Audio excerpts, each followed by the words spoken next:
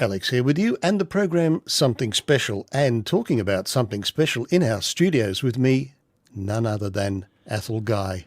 Hello, Welcome. Alex, and hello to everybody out there listening to 95.7 And there's FM. a lot of them, I'm sure. Now, you're quite well known to our listeners through your involvement with a wonderful group which started around about 1965, am I right? Well, a little earlier than that, actually. It started in 62. Really? And it was my third group. My first two groups were little bebop groups, that's like Human Nature, if you like. I'm Yeah. sure everybody knows them. The Ramblers, then the Escorts. No, you couldn't call a group that these days, could you? But times have changed dramatically. And Keith had been with my previous group, the Escorts. We decided we'd go very folky, and in 1961, we started a group called The Seekers, and it was four boys. Right.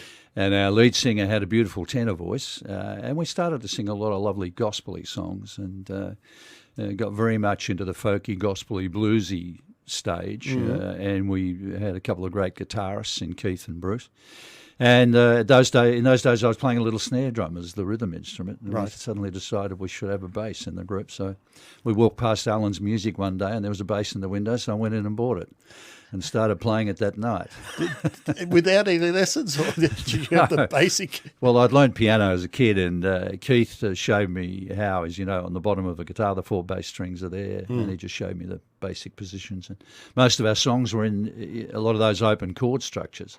So it didn't take me long to just pick up a basic, folky feel for all our songs, and progress from there, of course. Right. And folk music is very simple rhythmically, so I It never is. had to sort of, get my head into all the heavy scales and runs as a jazz player would, although I enjoy that as well.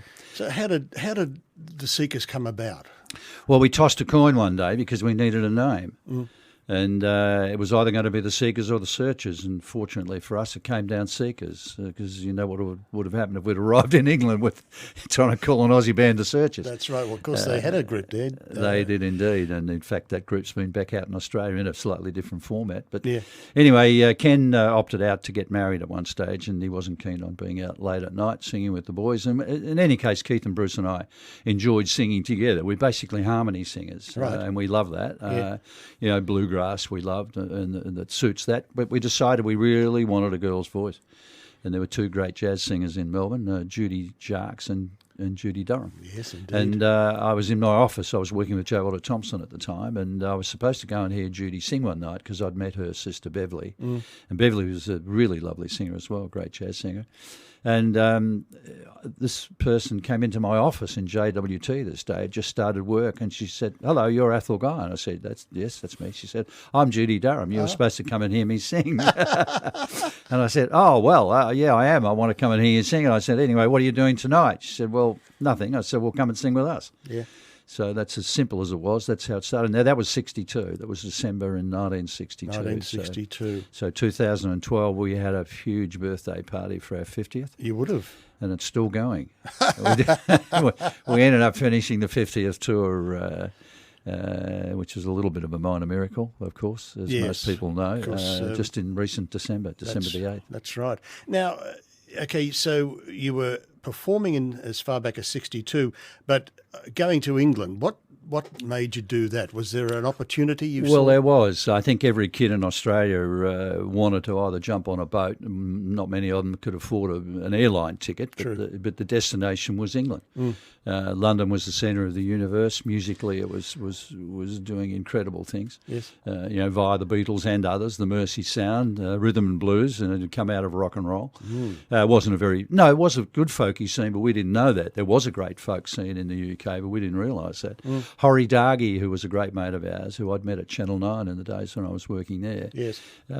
encouraged us off the back of the fact that I'd gotten us a cruise with the Sitmar line, who were actually one of my clients at the Clemenger Group, who I was with in those days. Yes. And we used to go and sing on their boats when they pulled into port.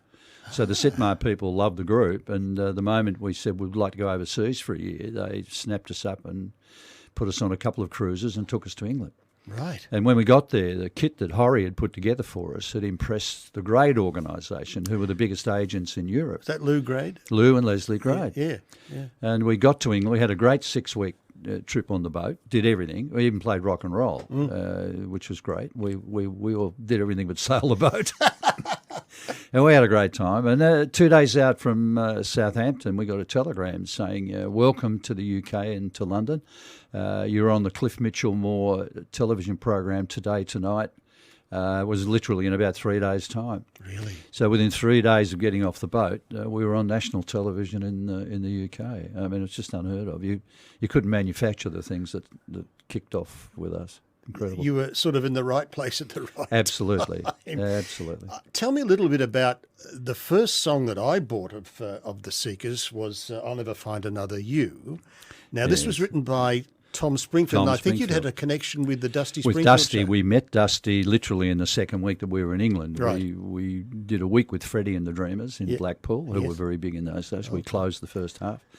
And an act in the big charity show on the Sunday night in Blackpool. We were due to go back to London on the Sunday on the train, and one of the acts had dropped out. And they said, well, could you stop over and fill the gap? And we said, yeah, of course we could. So we stayed and we met Dusty, who was on the show. Yeah, so we got chatting with her. Keith was looking for a 12-string guitar. And in a conversation with Dusty, she said, oh, Tom's got a 12-string guitar. My brother Tom's got a 12-string. And, of course, the Springfields had disbanded about a year or so beforehand, and she was just at the start of her magnificent solo career. That's right.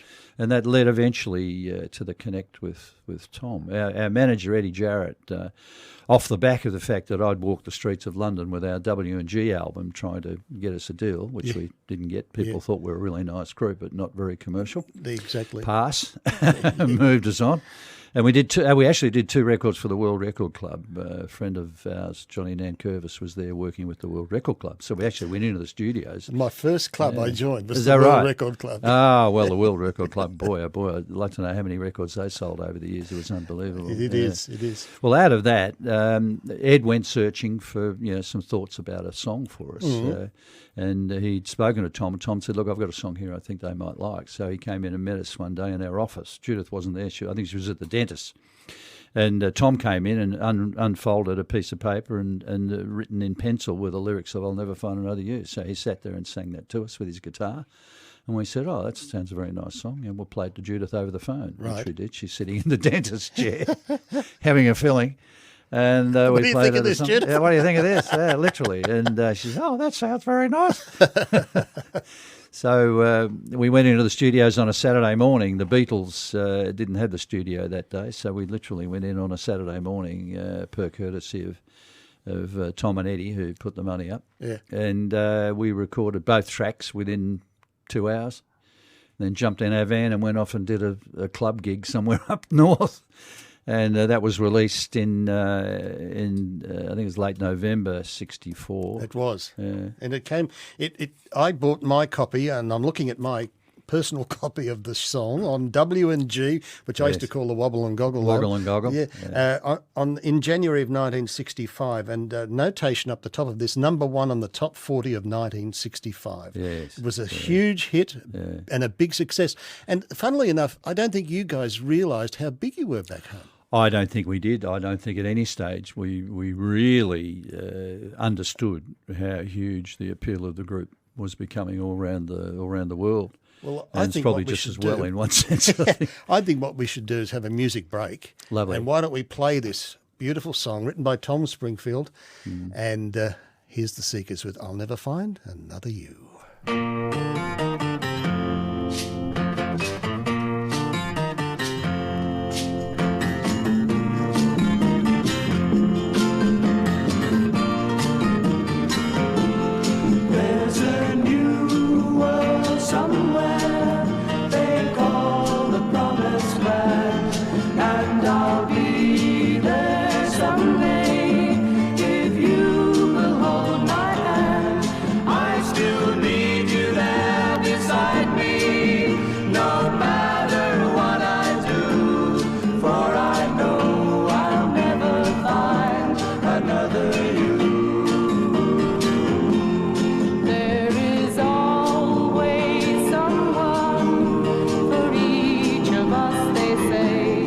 And you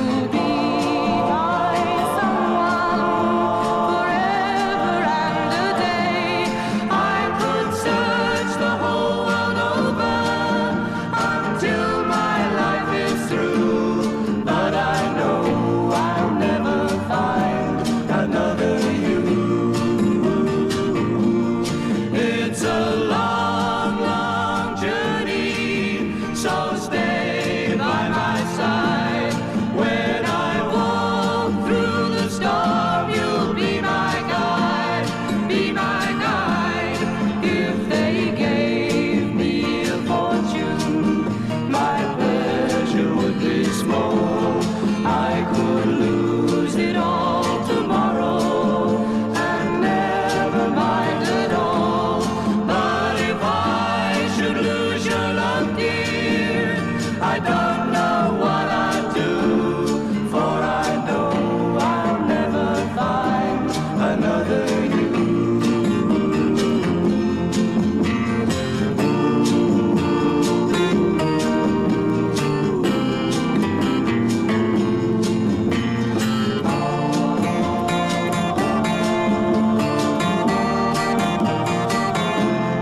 But if I should lose your love, dear, I don't know what I'll do, for I know I'll never find another you, another you, another you. I'll never find another you. No. What a wonderful sound. And you were commenting on how that sound has, that's what made you. That's the pure Seekers, and Yep. that's the way it should always be, and still is. Fortunately, it's that beautiful group, collective harmonic. Judith's beautiful voice holding it all together, rhythmically simple, bass wise and guitar wise, nothing complicated. No.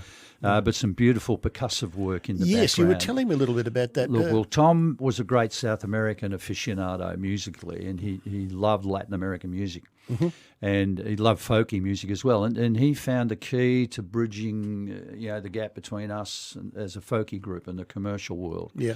And like Keith's 12-string, Tom's percussion, all those little simple elements that suddenly blended in that song. And as I say, nothing's changed since. And whilst not every song has all those elements necessarily in it, we still try to hold true to the essence of that sound. That's the Seekers sound. It is a Seekers first sound. time around.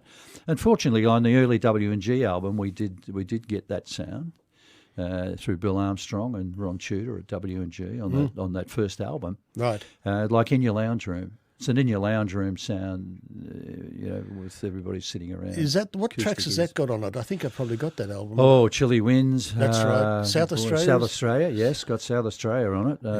Quintessential Aussie song that stood us in good stead when we were I've got overseas. that lined up actually. I Oh think well, we should play that. What do you reckon? We play that one? We should play it. I go back to the session, that first session we did in London. Norm Smith, who was the sound engineer, he'd played a lot of our tracks and had a really great ear for what we were trying to achieve. And Norm was such an integral part of our lives. He became Hurricane Smith eventually. With The Oh, singer Babe, who went, what "Oh, would you babe, say? what would you say?" Oh, babe, what would you say? That's right. Yeah, I'll never forget Norm. We'd done I'll Never Find Another You, and off the back of that won the best new group internationally with the NME Poll Winners Award series, and did a concert with the Beatles and the Rolling Stones and about 20 other acts from around the world. Wonderful company. Which was a great kickstart to for a little Aussie band Yes, to their indeed. career at the Wembley Arena. Anyway, the follow-up was A World of Our Own, which was, again, engineered by Norm. But the third one, Carnival's Over, I'll never forget it because it was a very different song. Tom had found the melody from a Russian folk song, Stenkaratsin, and put his own lyrics to a classic Russian ballad. Yes.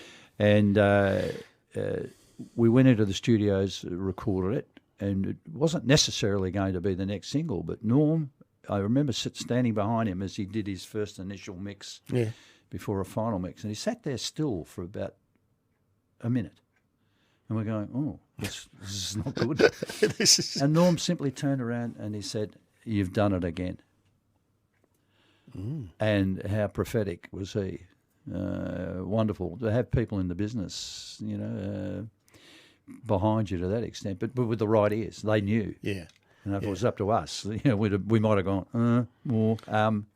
Yeah. Well, People like that, they knew, and they knew what And we were thank God for capable it. of doing, and we were very, very blessed. yeah, great song. Look, we'll have another music break because I really want to hear South Australia. I love South this. Australia. Well, I got into a little bit of trouble early days at concerts because I did most of the speaking. And I remember one night at De Montfort Hall, Leicester, and the manager came around after the show and he said, "Oh, wonderful show, everybody.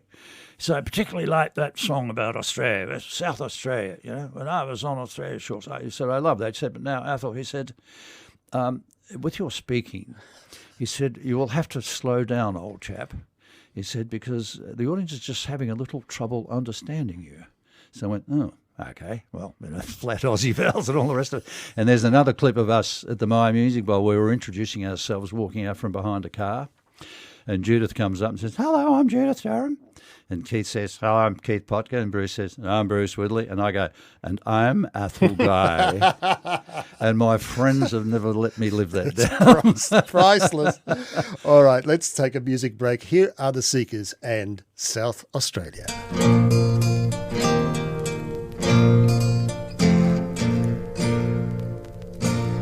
In South Australia I was born, heave away, all away. In South Australia round Cape Horn, bound for South Australia. Heave away, you rolling kings, heave away, haul away. Heave away, oh hear me sing, bound for South Australia. When I sailed across the sea, heave away, haul away. My girl said she'd be true to me, bound for South Australia. Heave away, you rolling kings, heave away, haul away. Heave away, oh hear me sing, bound for South Australia. When we lollop round Cape Horn, heave away, haul away. You'd wish to God you'd never been born, bound for South Australia. Heave away, you rolling kings, heave away, haul away. Heave away, oh hear me sing, bound for South Australia. Wish I was on Australia's strand. Heave away, haul away, with a glass of whiskey in my hand, bound for South Australia. Heave away, you rolling king, heave away, haul away. Heave away, oh hear me sing, bound for South Australia. In South Australia I was born, heave away, haul away. In South Australia round Cape Horn, bound for South Australia. Heave away, you rolling kings, heave away, haul away. Heave away, oh hear me sing, bound for South Australia. Heave away, you rolling kings, heave away, haul away. Heave away, oh hear me sing, bound for South Australia. I love that There we sound. go. Bound for South Australia. And that brilliant story about the gentleman, you'll have to slow down. You'll have to slow down, old chap, yes. Well, So after England, you came back to Australia around about, what, March 67, something like that? well, we actually came back in March 65 Oh. off the back of the first two hits Right. on Another You in a World of Our Own. And Ken Brodziak, who'd brought the Beatles to Australia, had the Dave Clark 5 booked. Right. And we were anxious to, zip back home again because we'd opted out of the trip back on the boat, of course, because we were released from that agreement to stay. And thank goodness we did. Yes, exactly. So we came out to tour with Dave and the team Right. and played Festival Hall and all the other places as well. So As it was- one did in those days. As you did, yes. And it was great fun. We had a lot of fun with Dave and the team. And then we came back each year after that. It became a nice annual trip back home. And of course, on those trips we did the My Music Bowl, and we made a couple of films as well. The two films, The Seekers Down Under and The World of the Seekers, are still two of the top rating TV shows of all time. Exactly. Yeah. And, The concert that I remember, the March 1967, yes. the My Music My Bowl. Music Bowl, yeah, a couple of 100,000 200,000. people. Well, they stopped How the traffic special at was St that? Kilda Junction, actually. Did they Well, really? they stopped counting heads. They gave up.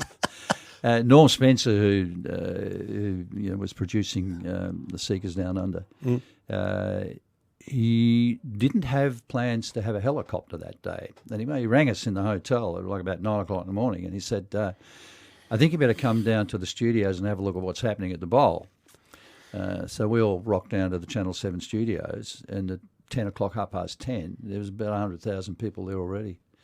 And the traffic at St Kilda Road was starting to jam up, and he was frantic because he finally got a helicopter up in the air to at least get an 11 a.m. shot of the crowd that was starting to gather, and that shot's in a couple of the videos, and especially the Seekers Down Under, and we've used it on quite a few occasions for other things. But they literally stopped the traffic at St Kilda Junction. You couldn't fit any more cars up St Kilda Road. Absolutely, and it was the most wonderful day.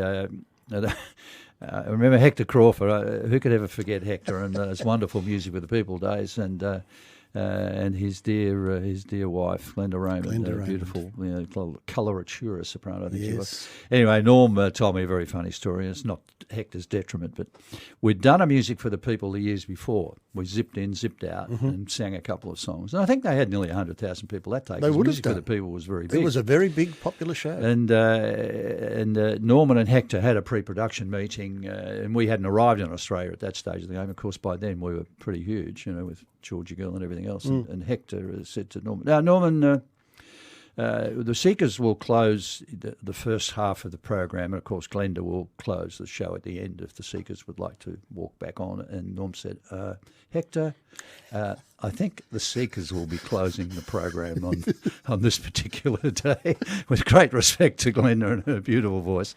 Anyway, Hector, of course, relented.